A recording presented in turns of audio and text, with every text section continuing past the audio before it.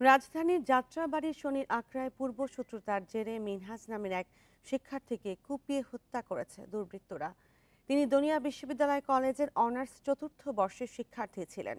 মঙ্গলবার সন্ধ্যা 7টার দিকে এ ঘটনা ঘটে। পরে গুরুতর আহত অবস্থায় তাকে উদ্ধার করে ঢাকা মেডিকেল কলেজ হাসপাতালে নিয়ে গেলে চিকিৎসক তাকে মৃত ঘোষণা করেন।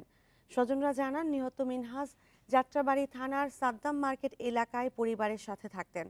স্থানীয় কিং মাহফুজ তানজিল নামে একজনকে সাথে তার বিরোধ ছিল। এ নিয়ে রাতে মীমাংসা কথা থাকলেও কিং মাহফুজ, শাহ আলম, শাহন, সাইফুল সহ বেশ কয়েকজন মিনহাজকে কুপিয়ে গুরুতর জখম করে। এদিকে এই ঘটনায় যাত্রাবাড়ি থানার পুলিশ জানায়, কিশোর অপরাধ চক্র এই হত্যাকাণ্ডে জড়িত থাকতে পারে। মামলার পর আইনি ব্যবস্থা নেওয়া হবে।